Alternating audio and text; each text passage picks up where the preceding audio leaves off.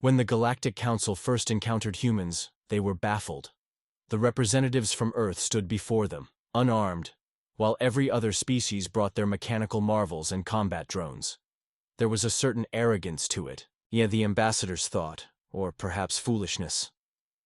"You bring no weapons to the war games?" asked High Counselor Tarek, his 6 eyes blinking rapidly in confusion. "We've brought our soldiers," replied Captain Jack Reed, gesturing to the 20 humans standing at attention behind him. Laughter rippled through the chamber. The Phalanx delegate, a reptilian being encased in a hovering exoskeleton, leaned forward. "Surely you jest. Your species has barely mastered interstellar travel. You cannot hope to compete with our battle mechs." Reed smiled. "We'll see." The war games were an ancient tradition, a controlled testing ground for military technologies to prevent actual interspecies conflicts.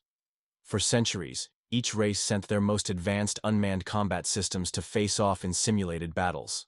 The Durax fielded crystalline swarm drones, the Elixir sent gravity-manipulating orbs, and the Vectari deployed their infamous liquid metal shapeshifters.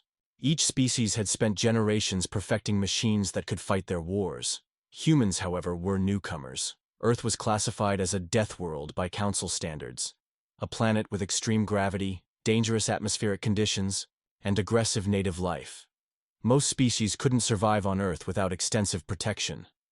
The Council had expected impressive war machines from such hardy creatures. Instead, they got 20 soldiers in lightweight armor carrying nothing but basic shields. "The humans are either suicidal or playing some game we don't understand," muttered Sendar, the bird-like Arathi delegate, to his aide. The first challenge was announced: capture the flag in the desert arena. Teams would navigate harsh terrain, evade traps, and secure a prize at the center. The Phalanx deployed 4-legged walker drones equipped with energy shields and targeting systems. The Durax sent their crystalline swarm, glittering in the artificial sunlight. The Elixir gravity orbs hovered silently, waiting for commands. The humans simply stretched their muscles and drank water. "Begin," called the head referee. What followed astonished the Council. The human soldiers moved with incredible speed and coordination. When the Phalanx walkers fired disruptor beams, the humans dodged with reflexes no one had anticipated. Their shields, made from an unremarkable material, somehow deflected energy weapons that should have incinerated them. "How is this possible?" demanded Tarek. "They're not using neural interfaces," explained a Council scientist. "They're reacting naturally. Their response time is—" "Impossible," interrupted Sendar. But it wasn't. The humans reached the center first, evading drone attacks with seemingly impossible agility. When a Durax swarm surrounded them, they formed a shield wall and methodically fought through, moving as one organism. "Our drones can't predict their movements," complained a Vectari technician. "They're too random."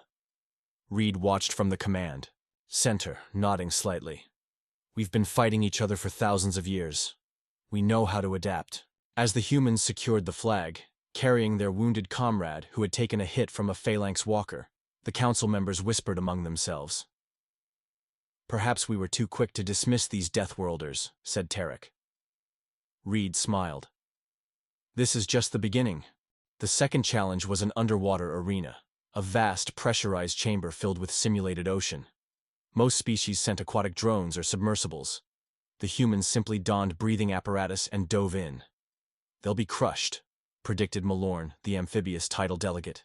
"Even my people can't withstand those depths without protection." But the humans weren't crushed. They swam with powerful strokes, communicating with hand signals and moving in perfect formation. Their bodies, evolved on a high-gravity world, withstood pressures that would have killed most species. "Their muscles and bones are denser than our calculations suggested," said the Council scientist, reviewing data. "They've adapted to their environment in ways we didn't anticipate." The Elixir sent gravity orbs that could manipulate water currents, creating whirlpools to trap opponents. The Vectari liquid metal units could reshape themselves into torpedoes or nets. The Durax crystal swarm formed razor-sharp formations that sliced through the water. Yet the humans prevailed, using their ingenuity and physical capabilities to overcome technological advantages. They waited for the Elixir orbs to create a current, then rode it to their objective. When Vectari units attempted to capture them, they used their own bodies' heat signatures to confuse the targeting systems. They're using their physical limitations as strengths, observed Sendar, watching the humans succeed where million-credit war machines failed. In the command center, Reed stood with Commander Alma Hayes, his second-in-command. They still don't understand, Hayes said quietly. Reed nodded. They've depended on machines for so long they've forgotten what a body can do. The council members were no longer laughing. Some watched with scientific fascination, others with growing concern. The humans weren't just surviving, they were winning. How are they communicating underwater? Asked Tarek. We detect no signals. Signals, facial expressions, and trained formations, explained the scientist. They've prepared for communication failure. The humans reached the underwater objective, a simulated data core, and began their ascent. The Durax swarm moved to intercept, forming a barrier of crystalline blades. The humans responded by releasing air from their breathing apparatus, creating a cloud of bubbles that confused the swarm's sensors just long enough to slip past. Clever, admitted Malorn, using simple physics instead of complex technology. As the humans surfaced, victorious again, Tarek turned to Reed. Your species has surprised us, Captain. But the next challenges will test more than physical prowess. Reed's expression remained neutral. We're ready, Counselor. Are you? Asked Tarek. Because the war games are designed to test comprehensive military capabilities. Your soldiers are impressive, but without advanced technology. With all due respect, interrupted Reed, technology is just a tool. The mind behind it is what matters. The Galactic Council exchanged glances. The Deathworlders were proving more interesting than anyone had anticipated. The third challenge was a space engagement, combat in zero gravity. The arena was a vast chamber with simulated vacuum conditions and floating obstacles. Each team had to secure a series of objectives while preventing others from doing the same. The Arathi deployed elegant drone fighters that moved like birds through the void. The Phalanx sent modular units that could combine into larger structures. The Durax swarm formed complex geometric patterns that created gravitational distortions. The humans, wearing only light EVA suits, pushed off from their starting position. This is where they'll fail, predicted Malorn. No species can match purpose-built machines in vacuum. Yet once again, the humans defied expectations. They moved through zero gravity with surprising grace, using minimal bursts from hand thrusters to change direction. Their training was evident in every movement. No wasted energy, no unnecessary rotations. They're using conservation of momentum principles, noted a council scientist. Their movements are mathematically optimal. The first objective was a simulated satellite that needed to be hacked. The Vectari sent a liquid metal unit that could interface directly with the systems. The humans sent a single soldier who carried a simple device. What are they doing? Asked Tarek. It appears to be a mechanical bypass, replied the scientist. No AI, no complex electronics, just a direct physical override. The human method was slower, but worked perfectly. While the Vectari unit attempted to hack through layers of security protocols, the humans simply disconnected key components and reconnected them in a new configuration. They're treating advanced technology like primitive machinery, said Sendar, astonished. And it's working. The second objective required defending a position against incoming attacks. The Elixir gravity orbs formed a shield wall that could deflect energy weapons. The humans simply scattered, making themselves difficult targets while picking off attackers one by one. Their unpredictability is their greatest weapon, observed Hayes in the command center. Every other species relies on programmed responses. Reed nodded. Human intuition can't be replicated by machines. As the challenge progressed, the council members noticed something else. The humans were learning. They adapted to each new threat, changing tactics on the fly. When the Durax swarm formed a new attack pattern, the humans countered it within seconds. They're not using tactical AIs, said the scientist. They're making decisions in real time, based on battlefield conditions. Impossible, said Malorn. No organic mind can process combat data that quickly. Deathworlders can, replied Tarek quietly. They evolved to make split-second survival decisions. By the end of the space challenge, the humans had secured 4 of 5 objectives, more than any other team. As they returned to the starting position, the council chamber was silent. You've impressed us again, Captain Reed. said Tarek finally. But the fourth challenge will test more than physical prowess or adaptability. It will test your soldiers' minds. Reed smiled. We're counting on it. The fourth challenge was a battle of information, a simulated cyber warfare scenario. Teams would navigate a virtual landscape, seeking to capture data nodes while defending their own. Now we'll see the humans falter, Sendar said confidently. No organic mind can compete with our cyber systems. The Vectari deployed specialized code units that could morph into different programs as needed. The Durac swarm became a lattice of interlocking algorithms. The Arathi sent autonomous hunter-seekers that could identify and exploit vulnerabilities. The humans sat in simple neural interface chairs, their minds directly connected to the simulation. They're using outdated technology, observed Malorn. Their neural interfaces are at least 2 generations behind standard council models. But as the challenge began, something unexpected happened. The humans weren't trying to outpace the machines. They were thinking differently. While the AI systems searched for patterns and exploited known vulnerabilities, the humans took creative approaches that no algorithm could predict. They're using illogical pathways, said a council technician, watching the data flow. Taking routes that are inefficient but completely unexpected. In the virtual landscape, the human team split into pairs. Some created diversions, deliberate errors that would attract attention, while others slipped past defenses. They used humor, cultural references, and wordplay to create passwords that machine learning couldn't anticipate. They're treating this like a game, realized Tarek. They're having fun. In the command center, Hayes watched the neural activity readings with satisfaction. Our greatest advantage is that we don't think like machines. Reed nodded. And we never will. The humans secured their first data node using a method that baffled the council technicians. They deliberately corrupted their own code, then used the resulting error messages to mask their true intentions. When the Vectari code units attempted to analyze the corruption, they were caught in an infinite feedback loop. That's not proper programming, protested a Vectari delegate. It's chaos. It's creativity, corrected Tarek. Something your systems can't replicate. By the midpoint of the challenge, the humans had secured 3 nodes and were defending them with constantly changing protocols. No pattern emerged that the machines could learn from. Each human defender used different methods, some technical, others purely intuitive. They're using emotional responses to generate random sequences, said the scientist. Fear, excitement, humor. These create truly unpredictable patterns. As the challenge concluded, the humans had secured a narrow victory, not through superior technology, but through unpredictability and creativity. When they disconnected from the neural interfaces, several were laughing. Why do they seem so joyful? Asked Sendar.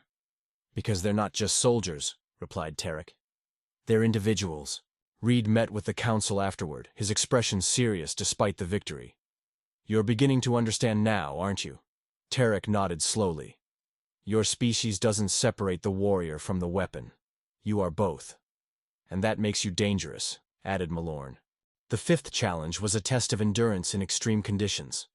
The arena simulated harsh environments, from burning deserts to freezing tundra, with teams required to traverse the terrain while completing objectives. The Phalanx deployed specialized environmental units designed for each condition. The Arathi sent aerial drones that could soar above the worst of the terrain. The Durac swarm could reconfigure itself to withstand any temperature. The humans wore adaptive suits that offered minimal protection, but allowed full range of movement. They're relying on their biology again, observed Malorn. Surely they have limitations. The challenge began in a simulated desert. Temperatures soared to levels lethal for most species. The machine units adjusted their cooling systems appropriately, while the humans simply sweated. Their cooling mechanism is remarkably efficient, noted the council scientist. They're releasing heat through their skin and regulating their internal temperature. As the environment shifted to freezing conditions, the humans adjusted their pace, conserving energy and generating heat through movement. When obstacles appeared, they worked together, forming human chains to cross chasms, creating shelters from available materials. They're using techniques that predate their technological age, said Tarek. Survival methods from their primitive past. In the command center, Hayes watched the biometric readings with pride. This is what makes us different. We evolved on a world that tried to kill us at every turn. Reed nodded. Our ancestors survived ice ages and droughts without technology. It's in our DNA. The most telling moment came when the environment shifted to a high radiation zone. The machine units immediately adapted their shielding, but the humans simply increased their pace, moving through the zone as quickly as possible. They're accepting damage, said Sendar, shocked. They know their cells are being affected, yet they continue. Because they can heal, replied Tarek. Their bodies repair damage that would permanently disable our machines. The final segment of the challenge involved a simulated toxic atmosphere. The machine units adjusted their filtration systems, while the humans relied on their simple breathing apparatus. When one human's system failed, his teammates shared their oxygen, all of them breathing in shallow, measured patterns. They're deliberately inducing a physiological state that reduces oxygen consumption, explained the scientist. They're controlling their own biology. As the humans completed the final objective, staggering but triumphant, the council chamber was silent. The Death Worlders had proven their endurance was not just physical but mental. They had the will to continue when logic dictated retreat. Your species is resilient, said Tarek to Reed afterward. Perhaps more than is comfortable for the rest of us. Reed's expression was grim. We've had to be. The final challenges will test more than your bodies or minds, warned Malorn. They will test your species' approach to war itself. Reed nodded. We're counting on it. The sixth challenge was the most complex yet.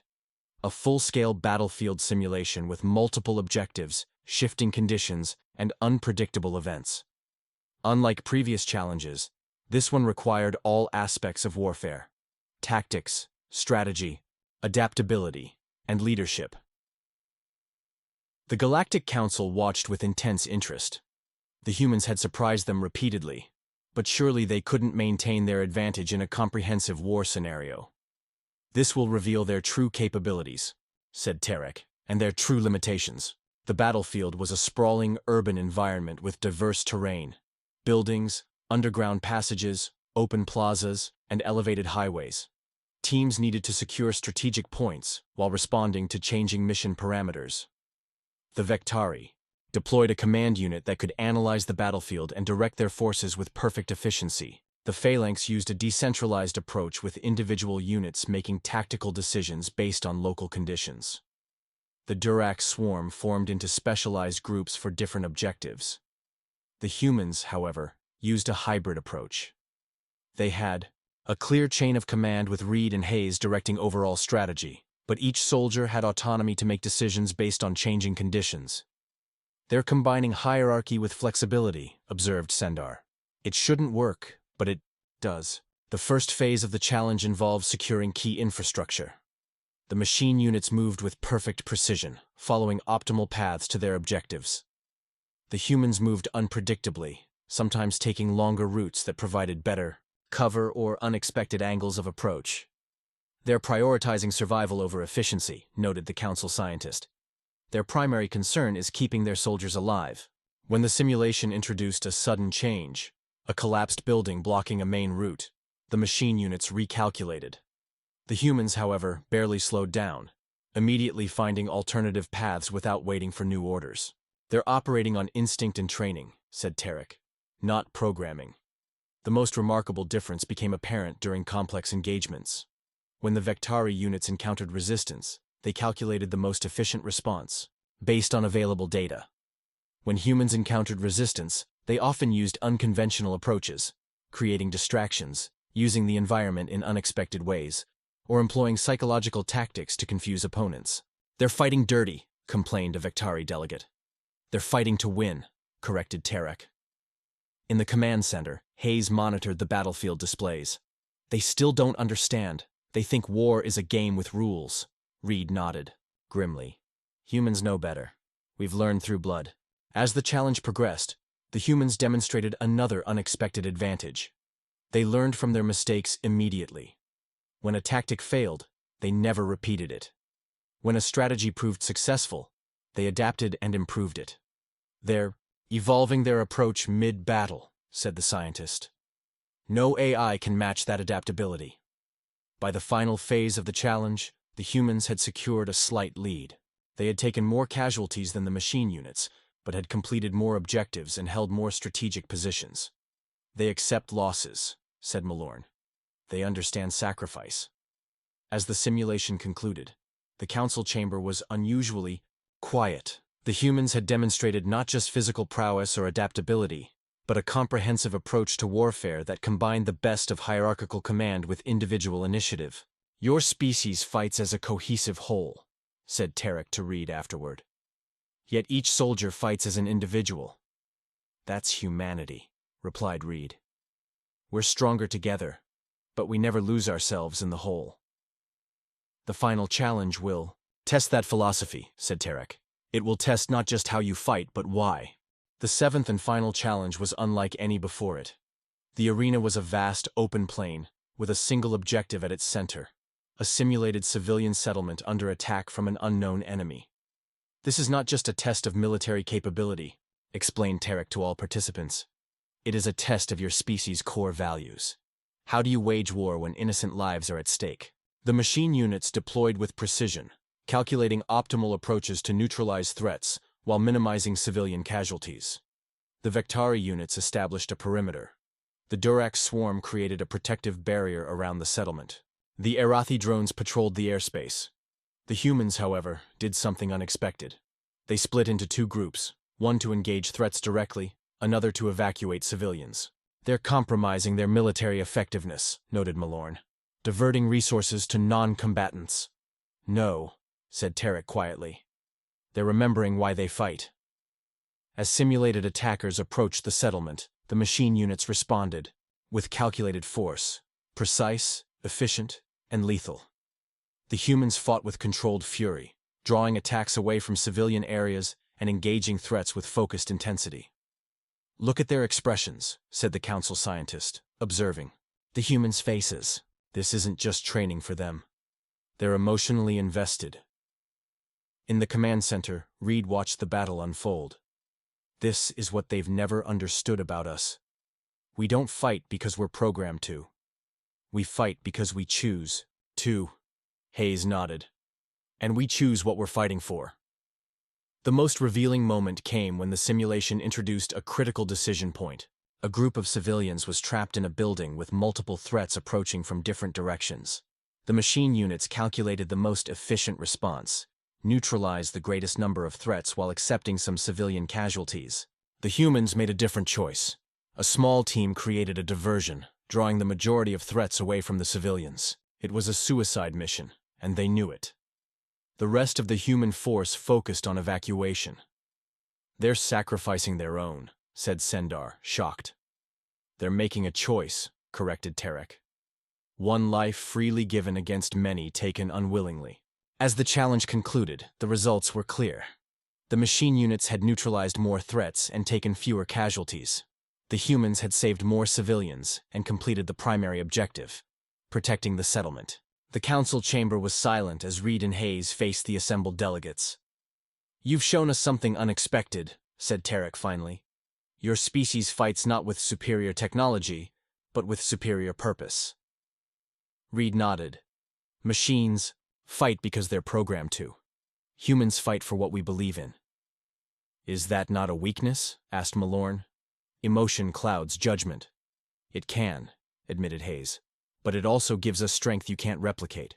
Hope, determination, sacrifice." "Your species terrifies me," said Sendar honestly.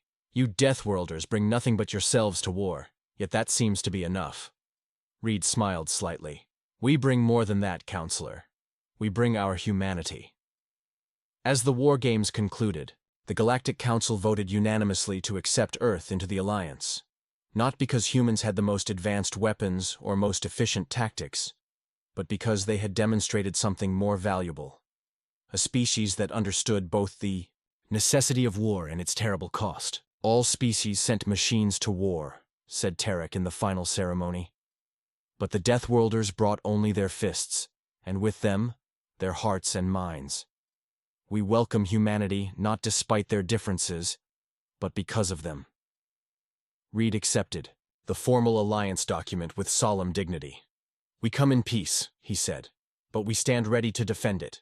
And throughout the galaxy, a new understanding spread. That the most dangerous warriors weren't those with the most advanced technology, but those with the most compelling reasons to fight. The Deathworlders had proven that the greatest weapon in any war wasn't built in a factory or programmed in a lab. It was forged in the crucible of a harsh world that had taught its children one lesson above all others: survive, adapt, overcome. And humanity had learned it well.